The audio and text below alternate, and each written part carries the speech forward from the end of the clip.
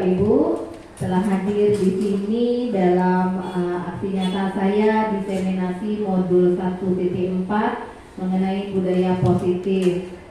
Sebelumnya saya ucapkan terima kasih banyak kepada Kepala Sekolah SMP Negeri 27 Palembang Ibu Rudiana MPD. Terima kasih Ibu. Dan juga kepada Bapak Ibu para wakil atas kesempatannya dan juga kehadirannya untuk mengikuti kegiatan ini sebagai salah satu tugas kami di Pendidikan Guru Penggerak Angkatan 9. Baiklah Bapak Ibu, jadi singkat sebelum saya masuk ke materi adalah dalam Guru Penggerak Angkatan 9 ini ada satu modul kami yaitu mengenai budaya positif. Ini yang sudah kami pelajari di sana dan salah satu tagihannya adalah kami memberikan diseminasi atau membagi kepada Bapak Ibu sekalian. Jadi ini kami laksanakan dengan izin dari Ibu Kepala Sekolah dan Wakil untuk mengumpulkan guru mengikuti kegiatan ini. Tidak berbanyak waktu, kita mulai saja Bapak Ibu ya. Nah, sebelum kita mulai, kita menjawab pertanyaan dulu Bapak Ibu. Menurut Bapak Ibu, setuju atau tidak setuju gitu ya? Yang pertama, hukuman itu dapat mendisiplinkan anak. Setuju, oke. Setuju atau tidak setuju? Pemberian hukuman dengan hal positif seperti membaca atau membersihkan halaman sekolah dapat meningkatkan disiplin anak. Oke, setuju. Yang ketiga, setuju atau tidak setuju? Memberi penghargaan dapat meningkatkan motivasi belajar anak. Setuju. Kalau yang ketiga ini kita lakukan nggak Bapak Ibu di sekolah? Ya. Kalau bentuk hukumannya seperti apa? Biasanya kita memberikan hukuman kepada anak kalau terjadi ketidakdisiplinan atau pelanggar aturan yang sudah Bapak Ibu lakukan di kelas. Ya Pak Yoga, kalau misalkan Bapak nih ketemu sama siswa yang melanggar tata tertib, hukuman seperti apa yang pernah Bapak berikan kepada anak? Kalau misalnya anak itu telat ya misalnya, bisa disuruh membersihkan halaman sekolah. Oh, jadi kalau misalkan itu nanti diberikan untuk membersihkan kelas atau sekolah ya Bapak ya? Oke, baik. Nanti ini setelah kita pelajari kita balik ke sini Bapak Ibu. Kira-kira yang ini masih setuju atau tidak setuju ya, kita simpan dulu. Oke. Jadi untuk yang budaya positif itu budaya positif apa? Kalau kita dengarnya budaya positif.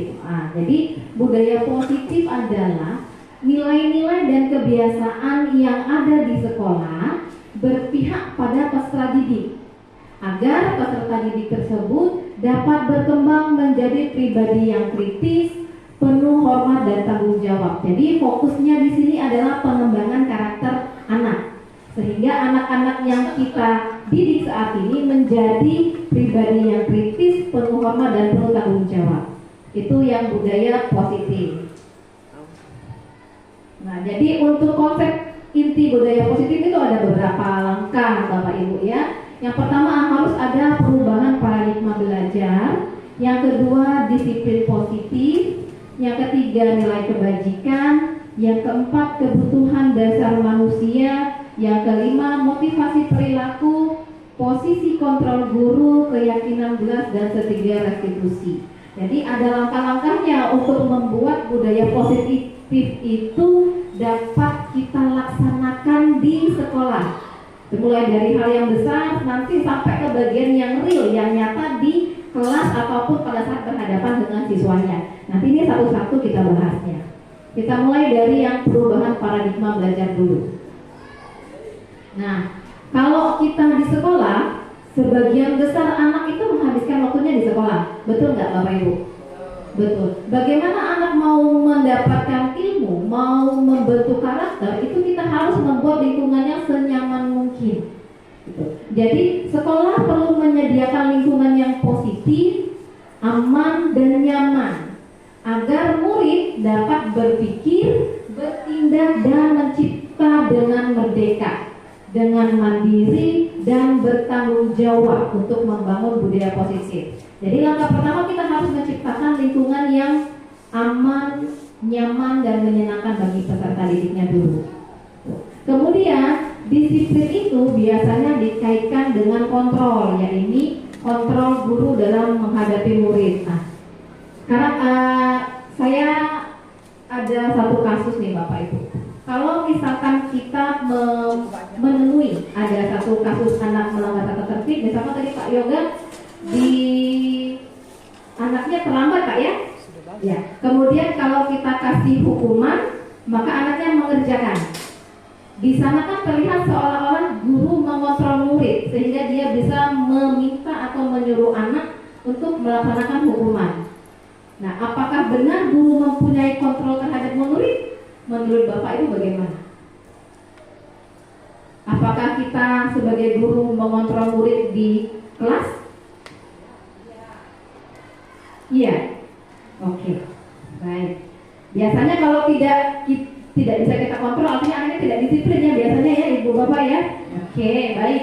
Sekarang kita ke berikutnya. Nah, sebelum masuk ke disiplin, coba kita ada satu percobaan dulu. Bapak Ibu silakan berpasangan, tapi yang bapak-bapak, karena ada dua, bapaknya berpasangan sesama bapak-bapak ya, jangan sama ya. Oke Pak, nanti Pak Yoga sama Pak Jul gitu.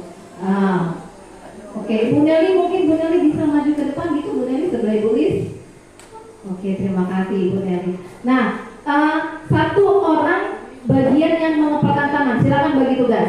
Saya yang mengepalkan tangan, temennya lain harus berusaha sebisa mungkin supaya teman yang mengepalkan tangan bisa melepaskan tangannya.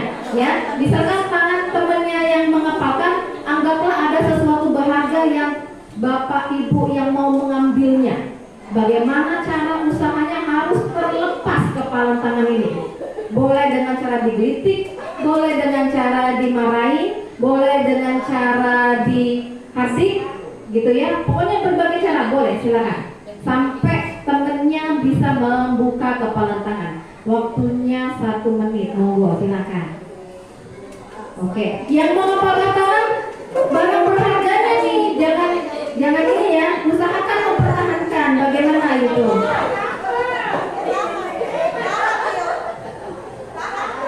Oke, Pak Jul sama Pak Yoga dapat ya. Siapa yang mau ngepalkan tangan?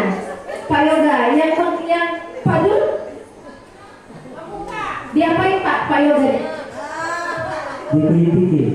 Dikelitiki ya. Ibu Nelly, Ibu Lis, berhasil? Siapa yang mau ngepalkan tangan? Ibu Lis yang mau ngepalkan tangan. Ibu Nelly tidak bisa membuka. Oke. Udah dibujuk, kayaknya kurang besar Bu, jangan es, makan siang. Jadi dengan rela dia melepaskan ya. Oke, baik. Jadi sekarang pertanyaannya adalah, menurut Bapak Ibu, kontrol membuka atau melepaskan itu adalah kontrol yang dipunyai si penggelitik tadi atau si yang punya kepalan tangan?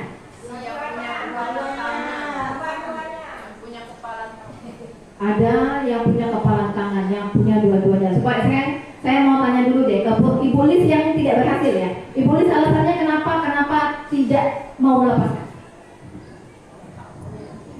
Itu sih sebenarnya hak saya mau melepaskan atau tidak, itu tergantung diri saya sendiri. Iya. Alasannya mungkin karena yang saya pegang itu sangat berharga, jadi saya tidak bisa membagikan kepada siapapun, biarpun dibujuk, digoda, dimarahin maupun diintimidasi. Saya kira itu. Ya. Berarti Ibu Lisnya keras ya. Berharga nih untuk saya, mau kamu apain saya nggak mau lepas gitu. Oke, kalau Pak Yoga, kenapa Pak kok bisa terlepas Pak? Tidak kuat Bu, karena dikritik-kritik banget. Tusuk-tusuk saya tuh menyedihnya, karena ini sampai agak menyakiti Bu Majul. Tidak tahan dengan kritikan Pak ya. Daripada tersiksa dikritik terus, lemak dilepas saja. Oke gitu. Jadi Bapak Ibu sebenarnya kita ke berikutnya nih ya. Setiap orang yang berhasil mengepalkan ataupun yang melepaskan itu ada alasannya, ada kontrolnya. Kalau Ibu Lis tadi dia punya kontrol penuh nih. Kamu mau apain saja saya tidak akan melepaskan. Kalau yang Pak Yoga dilepaskan ya kenapa? daripada nanti saya geli terus, saya lepaskan aja. Jadi sebenarnya yang memegang kontrol adalah si pengepalnya. Sama seperti tadi Bapak Ibu Guru, waktu kita menghukum si anak saat dia melanggar tata tertib, bukan berarti kita mengontrol anak, tapi anak membiarkan kita dikontrol. Ini ada alasannya kenapa dia mau kita suruh membersihkan kelas, mau kita suruh menyapu halaman, ada alasannya. Nanti itu yang termasuk dalam motivasi perilaku, gitu ya. Kita lanjut. Nah, ini tadi ya Bapak Ibu ya, sesuai dengan kebutuhan. Kalau Ibu list kebutuhannya adalah penguasaan. Kalau Pak Yoga tadi tidak mau dididik. Oke, lanjut ke. Nah, jadi sebenarnya paradigma stimulus itu yang sudah selama ini kita lakukan, kebanyakannya adalah stimulus respon Bapak Ibu. Dan ini yang mau kita geser menuju ke teori kontrol atau pilihan. Contohnya apa nih? Misalkan nih, kita mau mencoba mengubah orang agar berpandangan sama dengan dia. Kita punya pandangan, mau orang itu sama pemikiran sama kita. Seharusnya adalah bukan kita yang memaksa, tapi kita memahami apa pandangan orang lain. Kenapa? Karena tidak semua orang itu memiliki pandangan yang sama. Tapi mereka memiliki hak untuk memiliki pandangan yang berbeda. Kita tidak bisa memaksa gitu ya. Kemudian perilaku buruk dilihat sebagai suatu kesalahan. Selama ini kita melihat kalau anak melanggar tata tertib, oh berarti ini kesalahan nih si anak ini. Tidak seperti itu.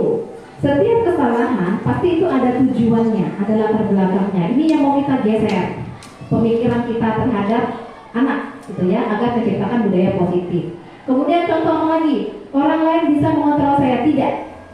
Seperti tadi, sebenarnya kita tidak bisa dikontrol orang lain, tapi kita membiarkan orang lain itu mengontrol. Sewaktu-waktu kita mau mengambil kontrol diri sendiri, bisa. Ini yang kadang terjadi bentrokan pada anak, pada saat anak itu membangkang. Kenapa? Kelihatannya kita mengontrol, tapi dia sudah mulai mengambil alih kekuasaan untuk mengontrol. Maka kalau kita lihatnya, anak ini pembangkang. Tapi bukan pembangkang, dia mulai mengambil alih kontrol terhadap diri sendiri. Itu Bapak Ibu ya. Kemudian pemaksaan ada saat bujukan gagal. Nah ini yang tidak relevan lagi saat ini. Kenapa? Kalau misalkan kita mengontrol anak dengan bujukan, biasanya hanya berlaku jangka waktu pendek. Anaknya mantep, anaknya diam, jangka waktunya pendek, nanti berulang. Gitu. Ini yang kita tulis sering kali di sekolah. Tidak berhenti adanya pelanggar peraturan. Yang satu anak sudah selesai, nanti ada lagi.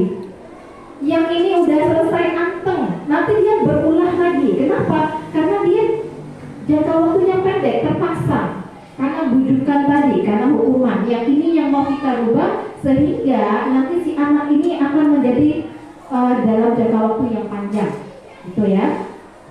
Oke, kemudian model berpikir menang kalah. Kalau misalkan aku yang menang, kau pasti kalah. Nah, tidak. Kalau ini mau kita sama-sama menang. Jadi tidak ada yang merasa dirugikan, semuanya merasa diuntungkan. Itu yang perubahan paradigma yang mau kita geser, Bapak Ibu ya. Karena kita lanjut. Nah, disiplin. Kalau selama ini mendengar kata disiplin, menurut Bapak Ibu apa arti disiplin? Yang selama ini diyakini, disiplin itu apa? Mentaati peraturan yang diberlakukan. Mentaati peraturan yang diberlakukan. Oke, disiplin adalah mentaati peraturan. Nah, itu sebenarnya kita sama Bapak Ibu ya, saya juga dulu kayak gitu. Kalau anak mau disiplin, berarti dia taat peraturan. Ujung-ujungnya sama, kita berarti mengontrol disiplin. Yang sebenarnya apa? Sebenarnya adalah disiplin adalah kemampuan untuk memerintah diri sendiri dalam mengontrol dan menguasai diri untuk memilih tindakan yang mengacu pada nilai-nilai yang kita hargai dengan penuh tanggung jawab tanpa terperintah orang lain. Maksudnya adalah disiplin itu adalah regulasi dalam diri sendiri. Bukan kita mengontrol, bukan, tapi kitanya yang mengontrol diri sendiri. Jadi saat kita mampu berjalan sesuai dengan tata berarti kita sudah disiplin. Tapi kalau orang lain yang mengatur kita, kelihatannya disiplin tapi belum masuk ke disiplin karena itu dari luar. Gitu. Kayaknya kita break sebentar azan ya Bapak Ibu ya.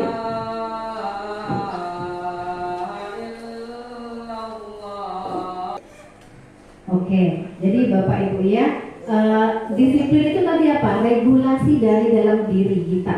Gitu. Kalau kita disiplin berarti kita sudah mampu mengatur diri kita sendiri.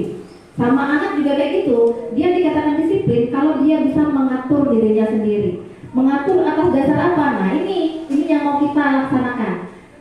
Nilai-nilai kebajikannya. Ada banyak nilai kebajikan Bapak Ibu, saling menghargai, saling menghormati, keselamatan, keamanan, integritas, mandiri. Ini yang akan menjadi fokus kita. Anak mau meregulasi diri kalau dia sudah punya nilai dulu yang diyakini. Misalkan nih nilainya kejujuran Bapak Ibu, ditempatkan dengan posisi atau keadaan yang mana saja dia akan mampu bersikap jujur. Kalau memang nilai keyakinan kejujuran sudah diyakininya. Dan yang ini mau kita ubah ke siswanya. Jadi kita meyakini nilai kebajikan siswanya. Nanti si anaknya berdasarkan nilai tersebut dapat memberikan solusi dari dirinya sendiri. Ini yang mau kita tuju Bapak Ibu ya. Oke, lanjut. Apa itu nilai kebajikan? Nih, nilai kebajikan yang ingin dicapai setiap anak Indonesia. Kan kita sekarang sudah kurikulum merdeka Bapak Ibu ya. Ada profil pelajar Pancasila. Jadi pemerintah sudah memiliki tujuan ataupun impian bagaimana anak-anak Indonesia ini ke depannya. Dia memiliki profil pelajar Pancasila, berarti nilai kebajikannya yang pertama beriman, bertakwa kepada Tuhan serta berakhlak mulia. Kayaknya kalau ini sudah kita hafal Bapak Ibu. Berkebinekaan global, gotong royong, mandiri, kreatif dan bernalar kritis. Ini yang mau kita tuju. Kenapa? Karena menurut Ki Hajar Dewantara, yang kita didik saat ini 20 tahun ke depan akan menjadi generasi penggerak Indonesia. Jadi kita tidak sembarangan mau melihat generasi sekarang, lihatlah pendidikan 20 tahun sebelumnya.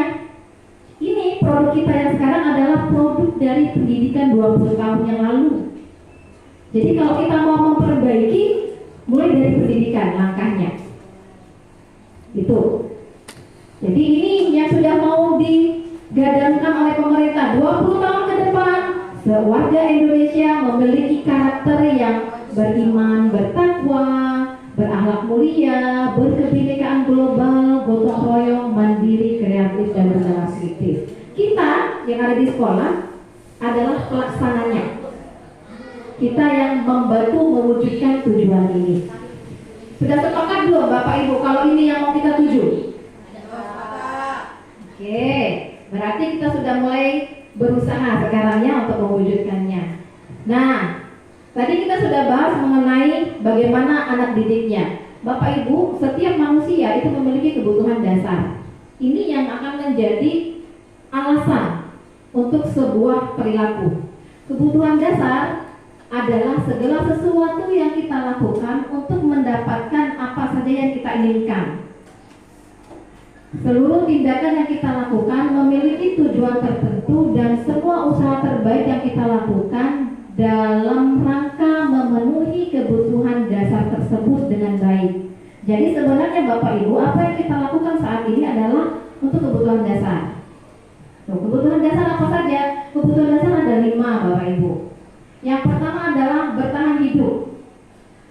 Orang kalau kepepet, dia pasti akan yang pertama kebutuhan hidup dulu. Karena itu adalah kebutuhan dasarnya untuk bertahan hidup. Apa kebutuhan bertahan hidup? Makan, pakaian, tempat tinggal, keamanan dan kesehatan. Pada saat di kondisi tertentu, jika ini mengancam, maka dia akan mengambil option yang ini dulu, bertahan hidup. Dalam keadaan kerusuhan misalkan, maka orang akan berlomba untuk menyelamatkan diri. Kenapa? Karena itu kebutuhannya untuk bertahan hidup. Itu dalam yang ekstrim Bapak Ibu ya. Kemudian apalagi? Kasih sayang dan rasa diterima. Ada anak yang kalau kita ngomongnya caper ya Bapak Ibu ya, sering nggak ketemu? Kayak nyari perhatian, ini enye anaknya ya. Nah mungkin ini dia tidak dapat itu di luar, tidak dapat itu di sekolah, di rumah. Maka dia akan mencari cara untuk memenuhi kebutuhan itu, kasih sayang yang dapat diterima di sekolah. Ada perilakunya itu. Ternyata alasannya adalah kasih sayangnya kurang. Tuh ya. Kemudian apalagi penguasaan. Penguasaan itu berupa harga diri, keinginan untuk dianggap memimpin, berprestasi, diakui, didengar. Tuh. Kemudian kebebasan, memiliki pilihan, mandiri, mencoba hal baru, mampu mengendalikan arah dirinya sendiri. Bapak Ibu pernah tidak ketemu anak kalau di kelas nak izin ke WC terus? Betul ya? Atau Bu, ngomongnya ke WC, tidak taunya ke kantin. Sering ya Bapak Ibu ya? Kita dua alternatif tuh. Kalau kita tanya, apa nak kau nak ke WC? Hai, pelajaran itu bosen. Itu mampu, ibu itu nyuruh. Nah, berarti ada alasan tuh kenapa dia izin terus Bapak Ibu. Kebutuhan apa? Kebebasannya yang kurang. Dia mau merasa bebas. 1 JP 40 menit. Kalau dalam satu guru 2 JP berarti 80 menit dia harus menghadapi ibu itu. Kalau dia merasa tidak nyaman, rasa kebebasannya kurang. Maka kebutuhan dasarnya kebebasannya, dia mau mencari cara bagaimana kebebasannya terpenuhi. Atau misalkan emang betulan lapar, Bapak Ibu ya, cuman kan nggak boleh sama kita ya. Berarti kebutuhan bertahan hidup. Daripada aku pingsan, nggak tadi? Sama aku makan. Kebutuhan untuk bertahan hidup. Jadi setiap perilaku ada alasannya. Ini yang mau kita gali, Bapak Ibu ya. Oke. Kemudian yang terakhir adalah kesenangan. Kesenangan akan bermain, humor, antusiasme, tertawa. Ada anak-anak yang galak bercanda. Bercanda. Jadi bercanda pada saat di kelas kadang-kadang mengarah ke arah yang menyakiti temannya. Bu, saya juga sering ketemu kayak gitu. Nanti ngadu anaknya nangis. Bu, aku diganggu sini. Nah, siapa Bu anak? Raihan. Mungkin kesini nih, kalau kita telusuri, mungkin dia ke arah kesenangannya. Bosan mungkin sama gurunya, tapi dia merasa jadi seru nih kalau misalkan ini, berarti kebutuhan dasar akan kesenangan, gitu ya Bapak Ibu ya. Jadi 5 kebutuhan dasar akan menjadi alasan atau perilaku seseorang. Itu hanya 5 Bapak Ibu ya. Nah sekarang ada satu kasus Bapak Ibu. Ibu Ambar, guru wali kelas 2 SD Pelita, bingung menghadapi ulang salah satu murid di kelasnya. Mungkin bisa Ibu Nepi membacakan Bu. Baik, Ibu Ambar, guru wali kelas 2A di SD Pelita Hati, sedang bingung menghadapi ulah salah satu murid di kelasnya yang bernama Doni. Beberapa anak di kelas 2A telah datang padanya dan mengeluhkan Doni yang seringkali meminta bekal makan siang mereka dengan paksa. Jika Anda menghadapi situasi seperti Ibu Ambar, apa yang akan Anda lakukan? Menurut Anda, kira-kira apa alasan Doni melakukan hal itu? Baik, terima kasih Ibu Devi ya. Bapak Ibu, kalau Bapak Ibu di posisi Ibu Ambar, kira-kira apa yang akan Bapak Ibu lakukan? Ibu Ana? Dimarahi. Gak ditanya dulu Bu? Marahi dulu, oke. Ibu Sukaina? Ditanya dulu, oke. Menurut Ibu Herina?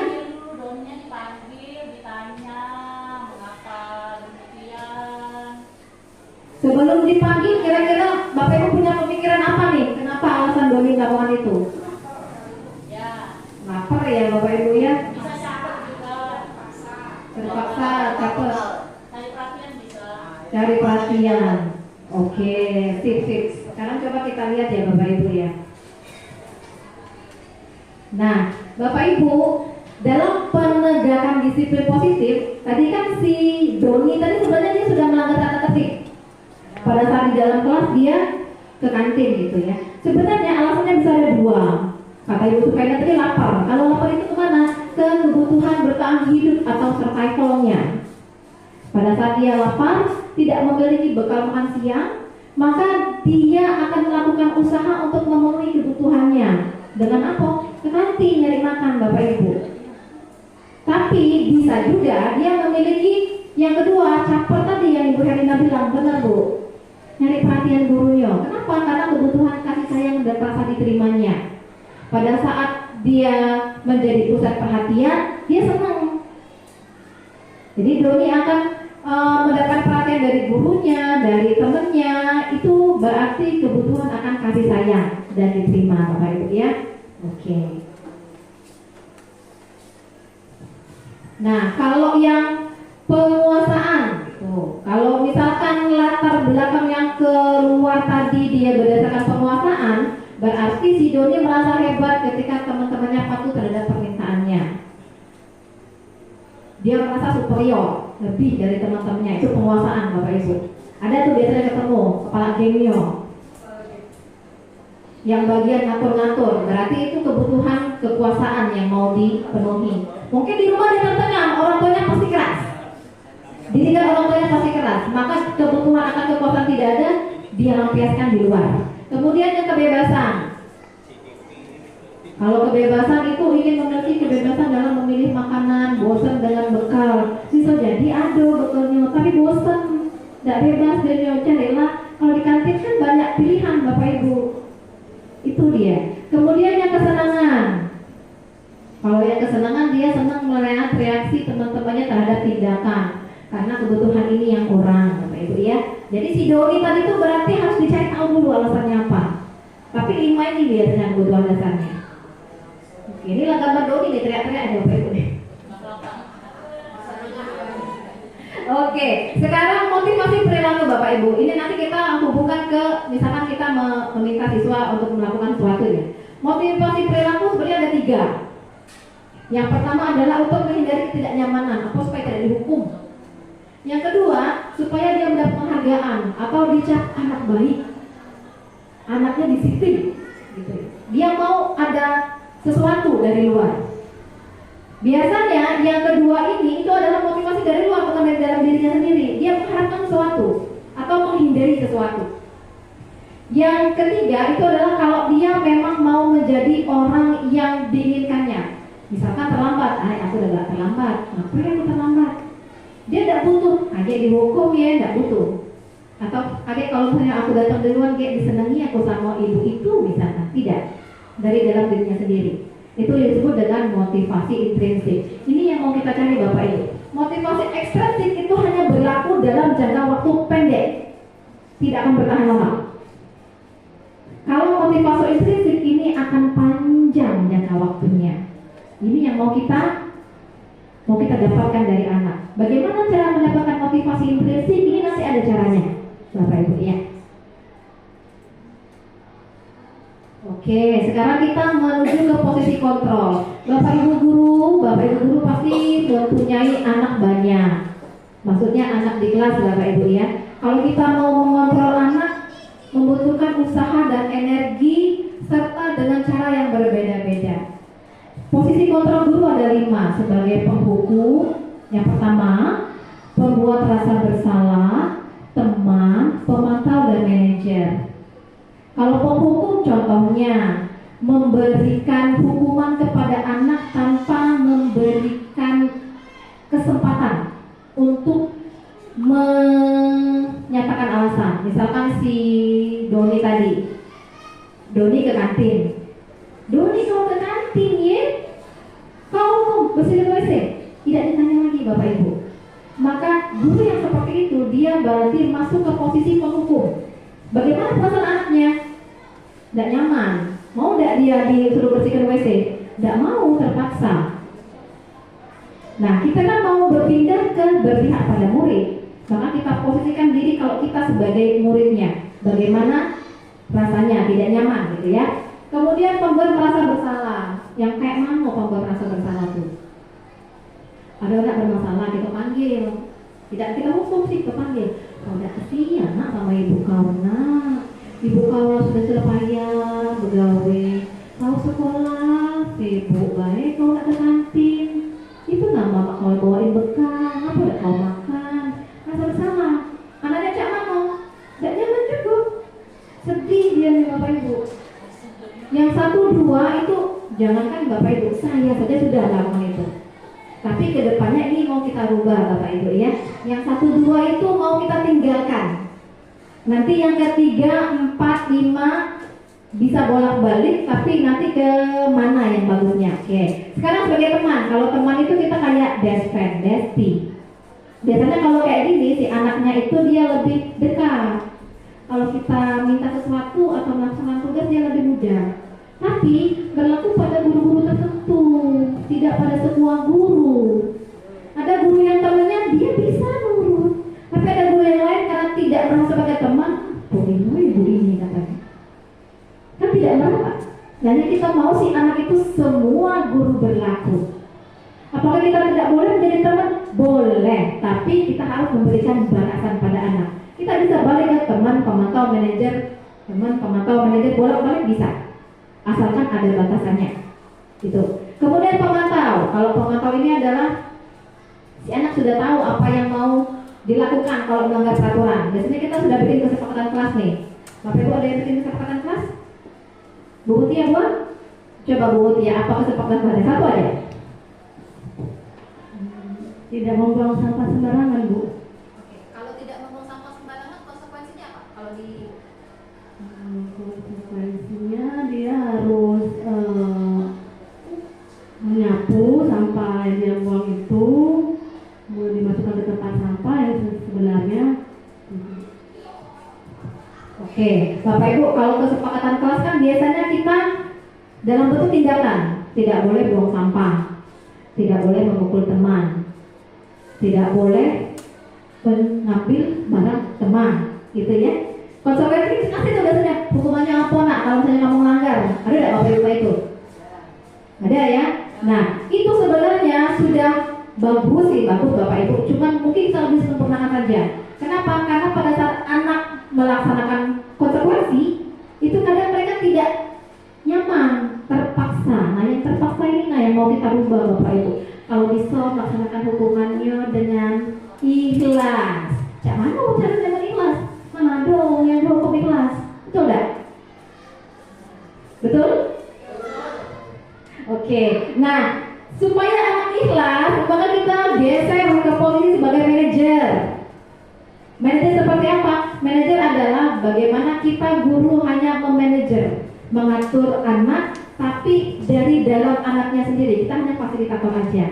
Jadi yang kita sepakati bukan tindakannya, tapi nilai kebajikannya. Misalkan tadi menjaga kebersihannya Ibu Mutia ya, tidak boleh bawa sampah kan menjaga kebersihan. Oh nilai kebajikannya itu menjaga kebersihan. Jadi apapun itu dia akhirnya kalau diyakini mau menjaga kebersihan, ada temannya menjatuhkan sampah, ambil sampah tuh, nggak perlu kita suruh lagi.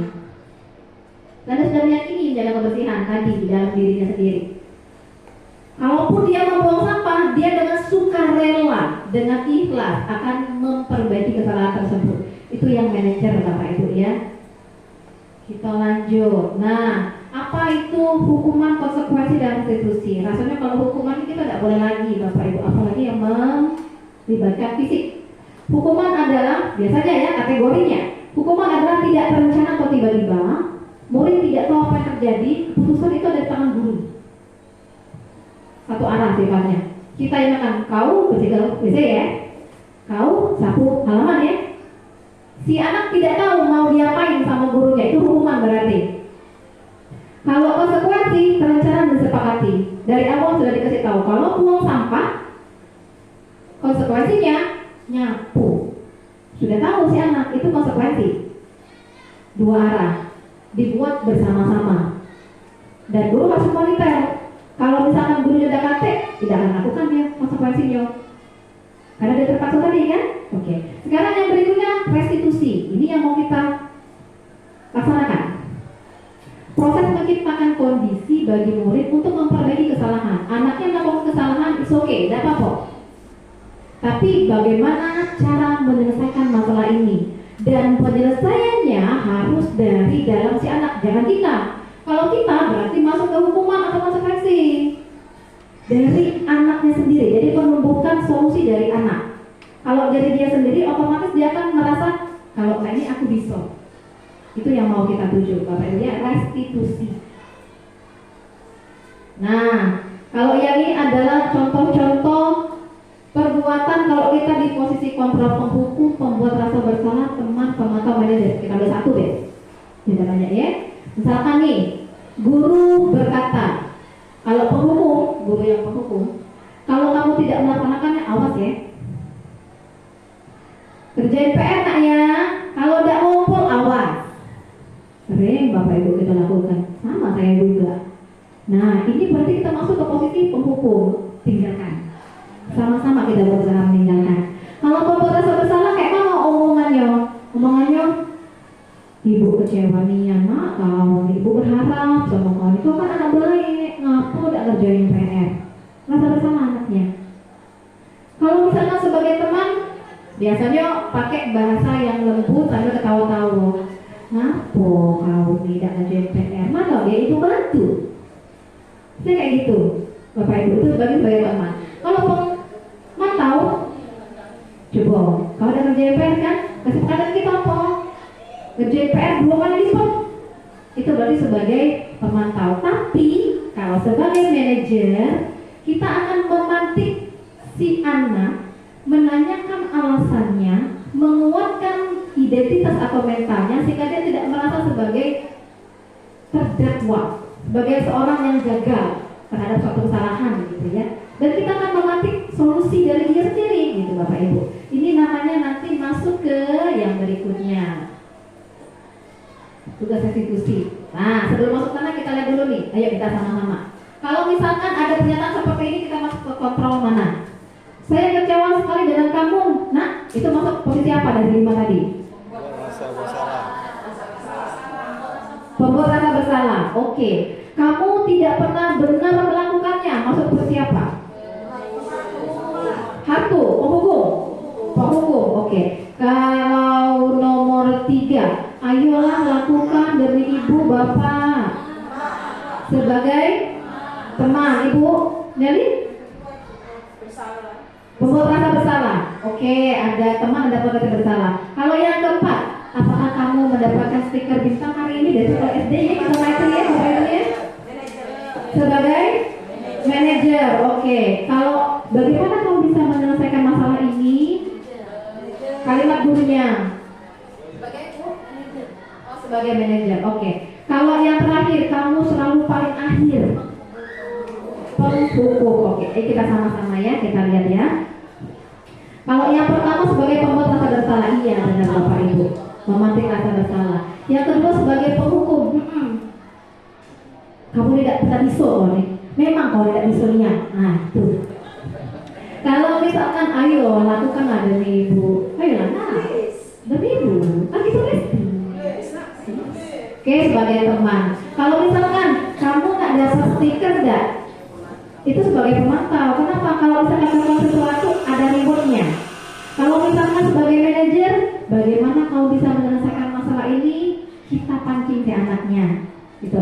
Kalau kamu nih selalu yang paling terakhir, berarti sebagai penghukum. Gitu Bapak Ibu. Ya udah oke nih Bapak Ibu, udah paham berarti posisi kontrol.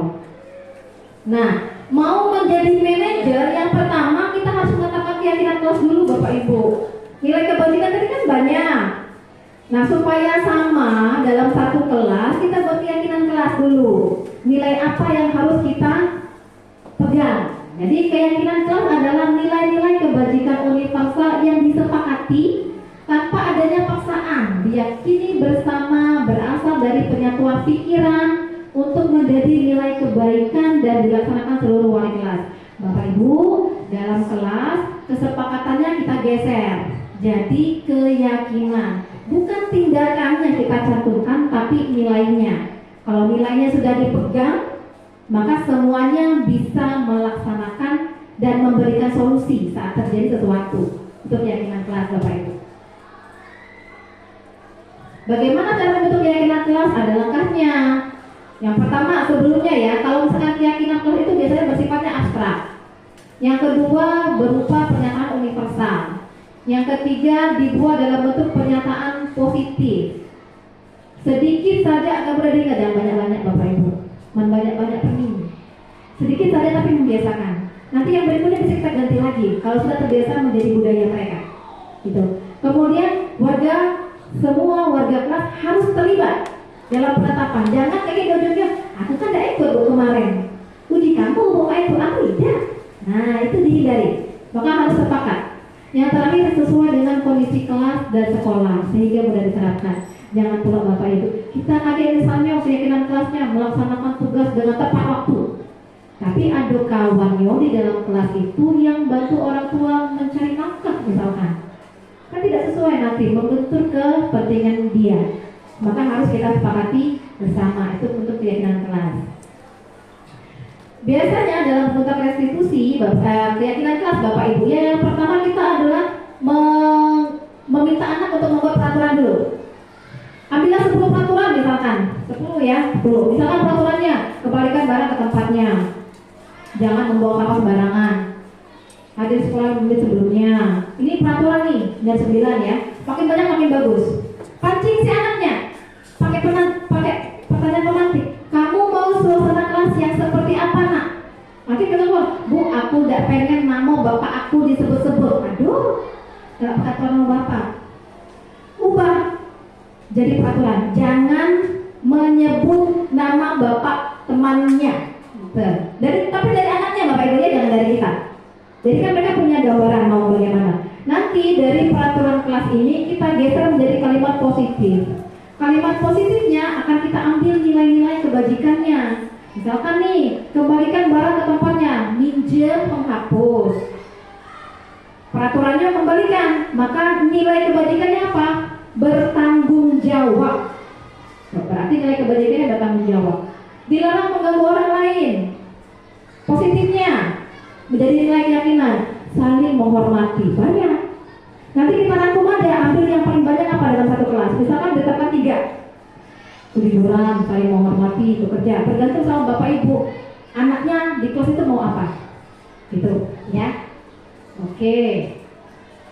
Kemudian setelah terjadi keyakinan kelas, kalau terjadi sesuatu, baru kita reaksi menggunakan segitiga restitusi. Jadi sebenarnya segitiga restitusi adalah suatu tindakan yang dilakukan guru jika menemukan tindakan yang tidak disiplin atau melanggar keyakinan kelas tanpa membuat anak merasa bersalah atau tidak nyaman. Segitiga restitusi itu adalah berupa dialog Bapak Ibu antara ibu guru, bapak guru dengan si anaknya tadi. Ada 3 tahapan. Yang pertama adalah menstabilkan identitas. Yang kedua, memvalidasi kesalahan. Yang ketiga, menanyakan keyakinan. Jadi mau melaksanakan ini harus ada keyakinannya dulu, ya. Apa Bu langkah pertama? Langkah pertamanya ini, menstabilkan identitas. Misalkan tadi si Dino, apa Doni tadi? Doni tadi ke kantin terus. Kita panggil. Jangan rame-rame, berdua. Di tempat kalau bisa jangan ada temennya Bapak Ibu, nanti dia malu. Kita hindari. Kita bisa membuat dialog. Kenapa Doni ke kantin saat pelajaran? Kalau menstabilkan identitasnya, contoh dialog gurunya adalah, oh wajar kalau lapar. Ionia kalau udah bawa bekal ibu juga lapar. Atau oh iyalah kalau ibu dari dulu juga pasti ngatakan hal itu. Itu adalah sebuah menstabilkan identitas. Bisa wajar nak kalau kita berbuat salah, manusiawi itu ibu juga buat salah juga. Jangan sampai kita menghardik si anak, membuat anak merasa bersalah seolah-olah mereka gagal. Ini tidak, kita menstabilkan dulu identitasnya. Bisa saja, tidak apa-apa lah. Yang penting kita selesaikan dari masalah ini nak. Ibu tidak nyalakan siapa-siapa. Ibu tidak nyari siapa yang salah. Yang penting kita cari solusi. Itu adalah yang langkah pertama. Yang kedua adalah langkah validasi tindakan. Misalkan wajar kalau kau nak ke kantin. Tapi kalau misalkan memang lapar, kira-kira apalah yang nak kita tambahkan? Tahan deh, misalkan kayak gitu ya Bapak Ibu ya. Atau bisa enggak kalau misalnya berusaha dulu untuk nahan, tapi pas istirahat kita ke kantin. Atau bisa jadi pasti alasannya karena lapor tadi. Kayak gitu Bapak Ibu ya, berarti tindakan yang salah. Yang terakhir itu adalah menanyakan keyakinan. Kalau kita sudah menstabilkan identitas, terus kita validasi kesalahannya, si anak tahu kesalahannya dengan sendirinya, maka kita bisa melemparkan pertanyaan berkaitan dengan keyakinan. Coba, apa keyakinan kelas yang sudah kita sepakati? Saling menghormati misalkan. Kira-kira tindakan yang tadi sudah sesuai dengan kesepakatan kelas kita. Itu sudah menanyakan keyakinan. Nanti kira-kira untuk menyelesaikan masalah ini, cak manual. Jangan dari kita Bapak Ibu, dia. Kan dia merasa dari dalam dirinya, oh iya Kak ini bebo. Kalau misalkan aku tadi keluar kelas pas pelajaran ibu, aku minta maaf bebo. Aku janji gak akan melakukan itu lagi. Kalau dari dalam dirinya Bapak Ibu, yakinlah akan berjangka waktu panjang. Sepakat gak Bapak Ibu kira-kira? Oke ya Bapak Ibu ya, bisa gak kita lakukan Bapak Ibu? Iya, nanti sama-sama kita berusaha Bapak Ibu ya saling mengingatkan untuk kedepannya kita sama-sama melaksanakan restitusi untuk menciptakan budaya positif. Baik Bapak Ibu, terima kasih. Kita sudah berada di penutup Bapak Ibu. Jadi dengan menerapkan budaya positif di sekolah diharapkan itu akan menumbuhkan kesadaran serta kedisiplinan untuk memberdayakan peserta didik. Jadi melakukan sesuatu itu dari dalam, tidak butuh diancam, tidak perlu dihukum, tidak perlu disogok, tidak perlu dibojok, cukup dari dalam dirinya sendiri. Kalau sudah muncul dari dalam diri sendiri, kita berhasil, kita pertahankan. Gitu. Kemudian guru mampu merefleksi diri dalam posisi kontrol sebagai manajer. Boleh tidak Bu kalau sebagai pemantau? Boleh sekali-sekali, boleh. Ada posisi tertentu sebagai teman? Boleh, silakan. Tapi lebih banyak kita sebagai manajer, tidak menyeluruh sebagai teman, tidak menyeluruh sebagai pemantau. Bapak Ibu ya, yang kita tuju adalah sebagai manajer, agar kita bisa menuntut murid menjadi insan yang mandiri, merdeka dan bertanggung jawab. Sampai di sini dulu Bapak Ibu, ada yang mau ditanyakan? Cukup? Baiklah, terima kasih atas perhatiannya. Demikianlah materi yang saya dapat berikan, yang saya dapat bagi kepada Bapak Ibu. Semoga kedepannya kita sama-sama dapat menciptakan budaya positif dengan mengubah diri kita sendiri, mengubah siswa, mengubah pembelajaran di kelas, sehingga budaya positif satu sekolah dapat kita laksanakan. Saya akhiri, jika ada salah kata saya mohon maaf, jika ada perbuatan yang salah juga saya minta maaf. Saya ucapkan wassalamualaikum warahmatullahi wabarakatuh.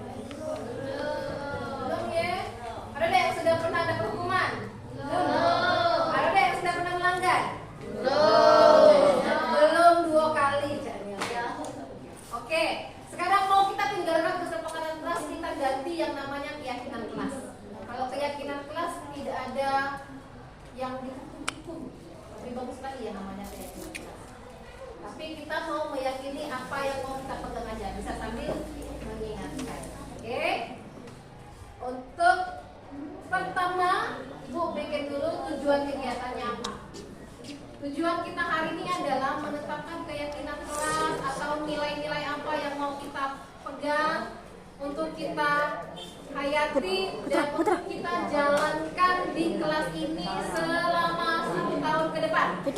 Sekiranya nanti nilai keyakinan ini ternyata tidak sesuai, maka nanti bisa kita ganti lagi.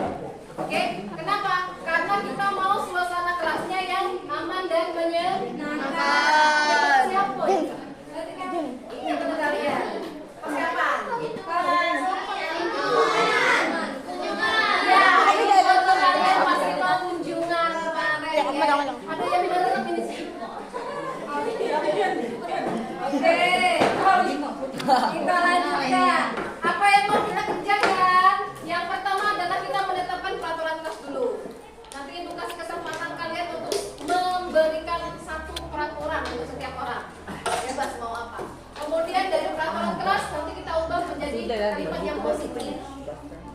Dari kalimat yang positif nanti kita tentukan nilai-nilai apa yang terdapat di sana yang mau kita pegang. Setelahnya baru kita bagi tugas, biar tahu kejelasannya. Tugas kalian apa, tugas ibu apa. Lagi kalau ibu melanggar tugas ibu, boleh kalian ingatkan. Oh, bukan ini. Atau gantian nanti, kalian sudah melanggar tugasnya. Tugas kalian apa? Ya, biar kita sama-sama saling mengingatkan ke kegiatan. Kita ada satu pertanyaan. Kalian menginginkan suasana kelas yang seperti apa dalam bayangan? Yang paling ideal menurut kalian? Yang seru, yang asik, yang dingin, dingin bu, yang dingin. Oke. Kalau kalian menginginkan suasana yang tertentu, kira-kira kalian mau buat peraturan seperti apa supaya kelasnya menjadi yang kalian inginkan? Ini nanti Bu kasih satu sticky note satu orang. Silahkan kalian tulis satu orang satu peraturan. Nanti kita tempel di sini. Harus sama Bu? Boleh, ada apa? Berarti kan visinya, keinginannya sama dari kelasnya. Oh, kelasnya seperti apa? Tidak boleh, misalkan yang tidak boleh terlalu random. Misalkan minta beli ke makanan tiap hari terlalu random gitu ya. Tapi apapun yang kalian inginkan di kelas, misalkan Bu, aku tidak mau kelas aku ini banyak bala. Jadi jangan saling sekatuan. Robin, Boleh, jangan saling mengejek, boleh. kena kamera, Ya? kepala mana? Bisa dipahami petunjuknya? Satu orang, buatlah satu peraturan kelas yang kalian inginkan. Nanti kalau sudah selesai, silakan ditempel di sini, bagian depan. Tidak usah tulis nama, ada apa-apa. Biar kita nanti pakai takut dilihat namanya siapa gitu ya. Nah ini silakan dikasih ke belakang. Nah, nulisnya di sini, nanti ditempelnya bagian belakang ini ya. Ayah caranya kayak gini sedikit ya. Nah, berarti nanti tulisannya di sini. Oke? Nah, kasih lagi. Nah, warna apa boleh? Di belakang. Waktunya 5 menit. Silahkan buat peraturan kelas yang kalian inginkan. Satu orang, satu. Oke, silakan kalau sudah nanti ditempelkan di depan. belakang.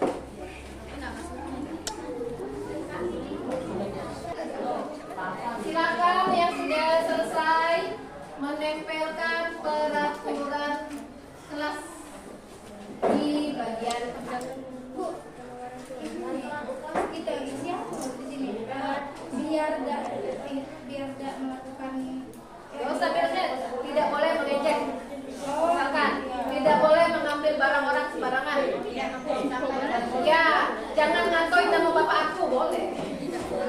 Jangan minta makan siang aku, boleh. Ya, dalam bentuk kalimat peraturan ada apa yang kalian mau?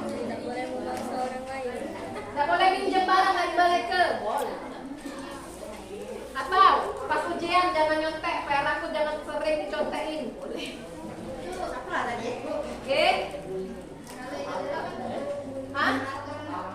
Peraturannya tidak ulangan, maksudnya kalau di dalam kelas ini mau bisa saya ulangan, kalau tidak ulangan kayak juga. Boleh? Tambah sendiri aja.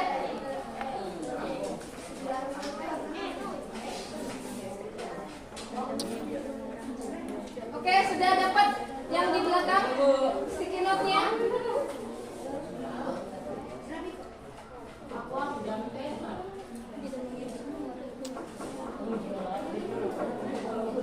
Waktunya tinggal 1 menit lagi, ayo.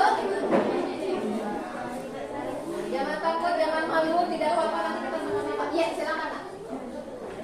Tidak boleh. Ciao. Sikok be. Kalau misalnya ada sikok lagi, kasih ke kawannya, boleh. Kalau nak dua juga boleh, boleh. Nak dua juga boleh. Misalkan tidak boleh mukul, gitu, atau giliran tugas kelompok tidak boleh, nak kita tulisin nama baik, boleh. Ya. Ada yang dengan nama kamu.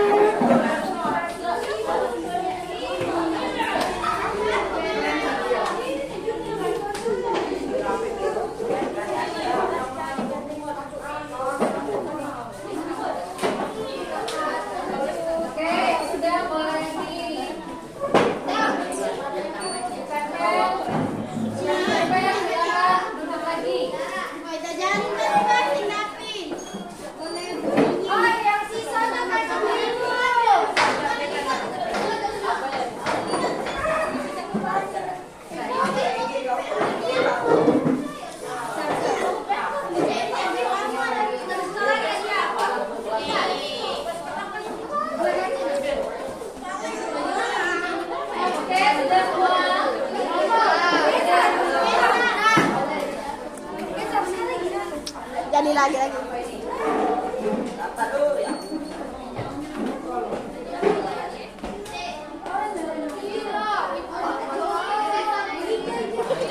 Sudah selesai? Oke, yang sudah selesai silakan duduk. Sudah, ibu bacakan ya.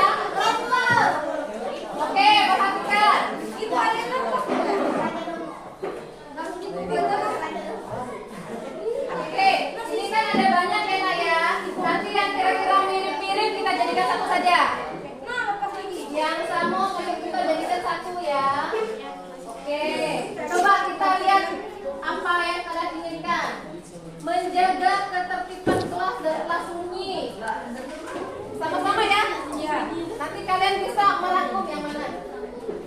Apa? Setiap guru menjelaskan siswa harus mendengarkan, menyimak dan aktif. Tidak menyimpan sampah dalam kelas. Oke, tidak menyimpan sampah. Menjaga kebersihan kelas dan ketertibannya. Menjaga kebersihan kelas. Tidak boleh bullying sesama teman. Tidak boleh mengambil barang orang tanpa izin. Dilarang bullying. Tidak berkelahi. Tidak mengejek nama orang tua. Bila meminjam barang harus izin.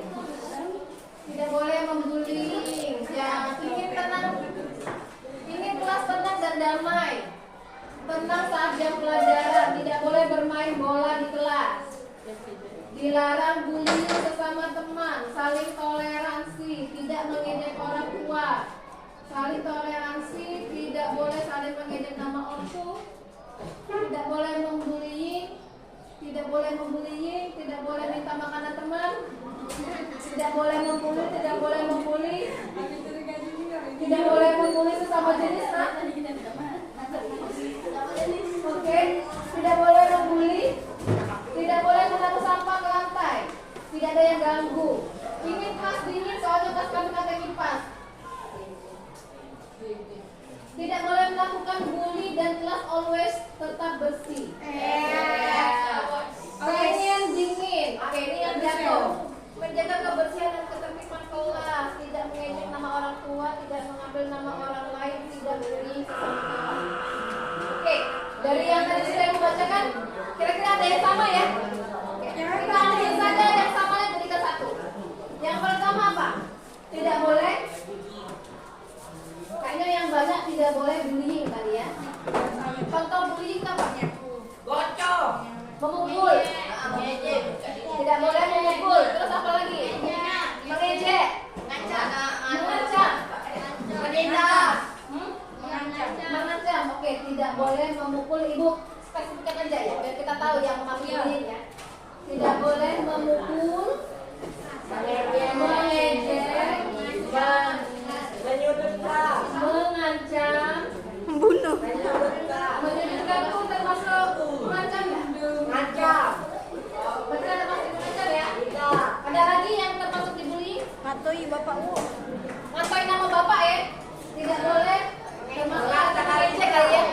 Yang namanya mengejek, tidak boleh mengejek nama orang tua, tidak boleh mengejek fisik, body shaming, tidak boleh. Betul nggak? Apa itu yang maksudnya? Tidak boleh mengejek itu. Tidak boleh mengejek fisik, tidak boleh body shaming, tidak boleh mengejek nama orang tuanya. Itu enggak? Yo. Oke.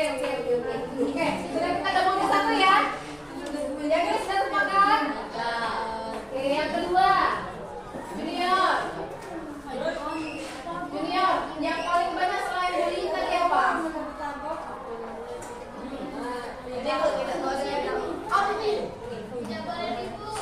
Tidak boleh. Tidak boleh membunuh orang.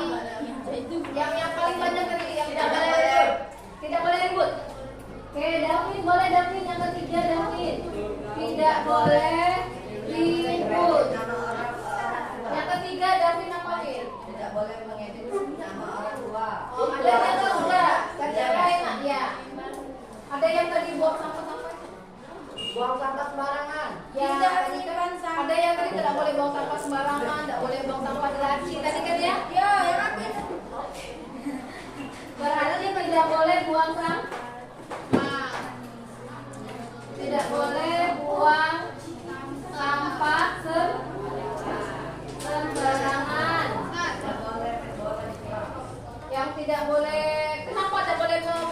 main bola.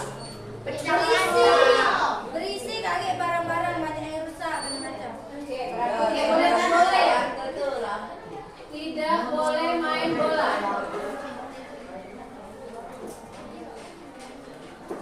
Di kelas.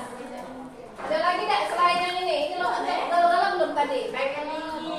Yang dingin kayaknya kita sudah ya. Itu kayaknya butuh bantuan sarana prasarana deh kalau yang itu. Sekarang kita coba yang dari kita dulu aja. Ya, yang kita bisa. Nanti kalau misalkan yang itu nanti membantu untuk meneruskan opini kalian pendapat ya. Itu pilih seribu. Setas kamu. Iya. Oke, jadi bentar lagi dia dulu itu untuk beli tokennya dulu ya. Oke, sampai sini cukup. Sudah mencakup semuanya? Sudah. Oke. Sekarang yang berikutnya adalah kita mengubah kata-kata ini menjadi kalimat positif.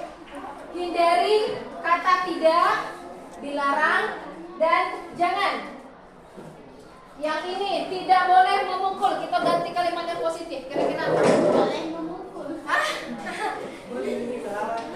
Dilarang. Nggak boleh kata dilarang.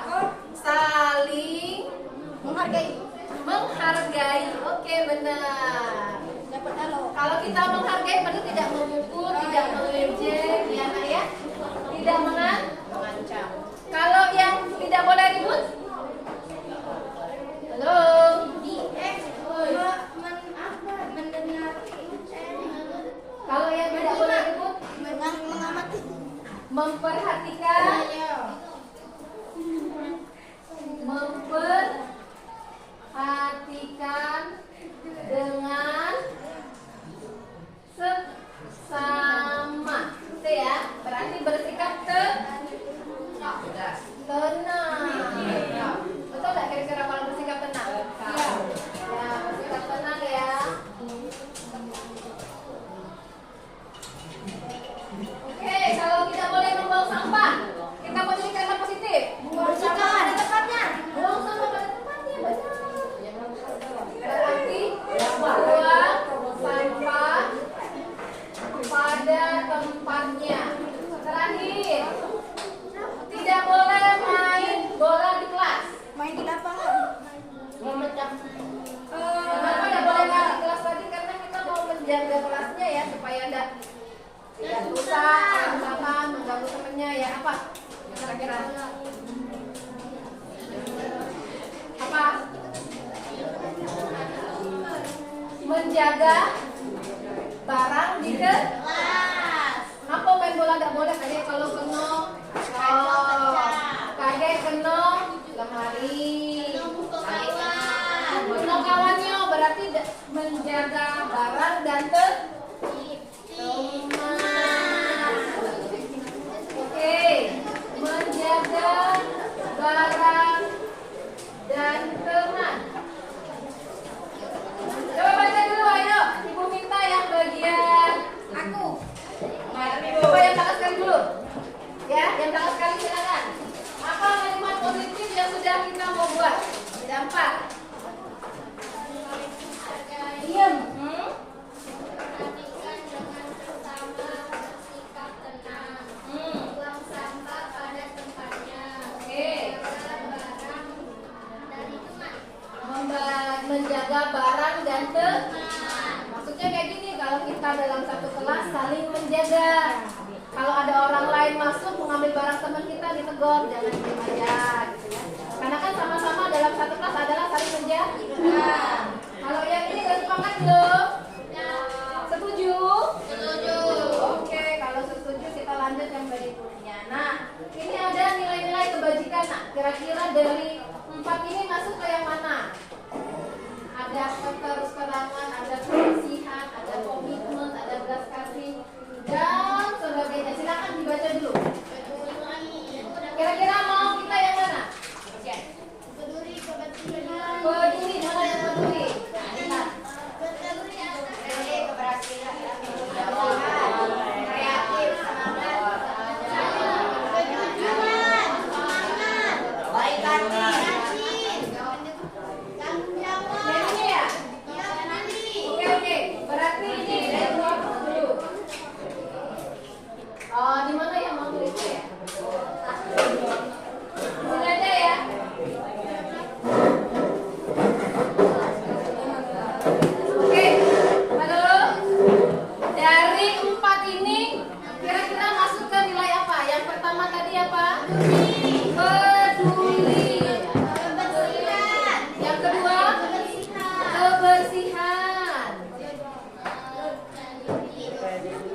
Yang ketiga, tanggung jawab. Tanggung jawab. Kira-kira sudah mencakup semuanya? Sudah. Hah? Toleransi. Oke, toleransi. Nggak, jangan banyak-banyak, dikit aja. Iya. Ya. Kira-kira yang ini tadi sudah masuk ke sini gak ada? Sudah. Sudah. Sudah. Oke ya, perhatikan. Maksudnya apa? Peduli itu saling menjaga tadi. Sesama teman saling peduli gitu ya. Kebersihan, yang menjaga kebersihan, buang sampah. Tanggung jawab yang mana bagiannya? Yang menjaga barang dan kalau yang toleransi tidak mengejek. Ada yang ditambah lagi apa cukup? Cukup. Oke, baik. Kalau begitu kita sudah punya 4 nilai kebajikan yang sudah kita tetapkan. Sekarang kita lanjut ke ya udah.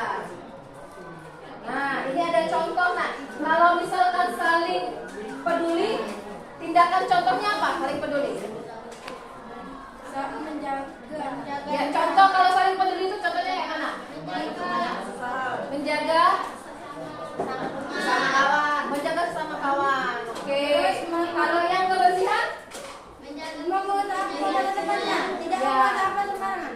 Kalau di kelas berarti kita jangan buang sampah sembarangan. Oke. Kalau yang bertanggung jawab kayak mana bertanggung jawab?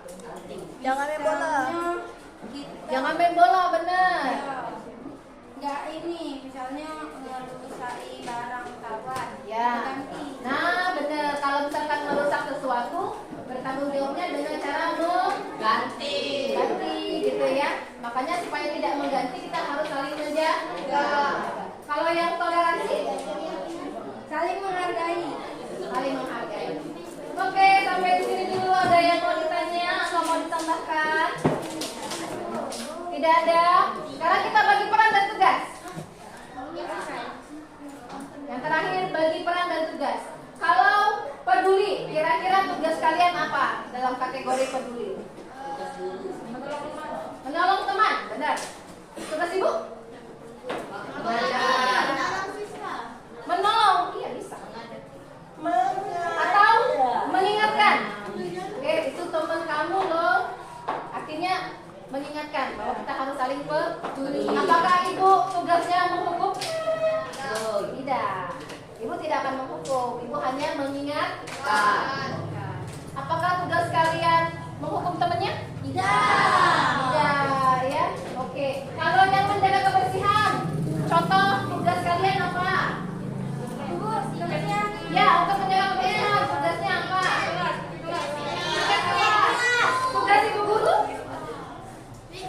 Membuat jadwal. Selain membuat jadwal apa? Jadwal. Apakah ibu bantu nyapu? Tidak. Itu tugas kalian ya. Karena ibu udah nyapu di rumah. Oke, bercanda aja ya. Oke, sampai sini paham? Sudah bisa kita sepakati? Baiklah. Kalau begitu, keyakinan kelas kita berarti ada 4. Peduli. Peduli terhadap apa? teman. Peduli terhadap teman dan lingkungan. Menjaga kebersihan. Bertanggung jawab. Yang terakhir, saling bertoleransi. Ada 4. Sanggup? Ya. Mari bersama-sama kita saling mengingatkan, saling melaksanakan. Junior, kira-kira sudah bisa dan sanggup menjalankan 4 nilai keyakinan kita? Bisa. Kalau misalkan ada temannya yang melanggar, maka bisa kita ingat. Nah, ya, maka supaya nanti di kelas kita ke depannya makin enak, makin nyaman, belajarnya juga enak. Marilah bersama-sama kita jalankan nilai keyakinan kelas yang sudah kita sepakati. sampai di sini dulu. Semoga kita semua dapat saling menjaga, dapat saling mengingatkan. Ibu akhiri, wassalamualaikum warahmatullahi wabarakatuh.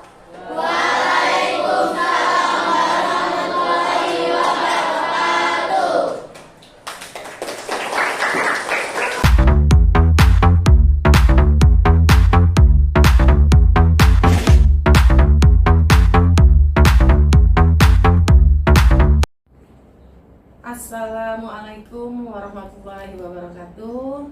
Saya Rusdiana MPD, Kepala Sekolah SMP Negeri 27 Palembang, mengucapkan selamat kepada guru kami Widya Iriani SPD, Mutia Masita SPD, Nobita Sari SPD yang telah berhasil lulus dalam seleksi calon guru penggerak angkatan ke-9 dan saat ini sedang menempuh pendidikan calon guru penggerak.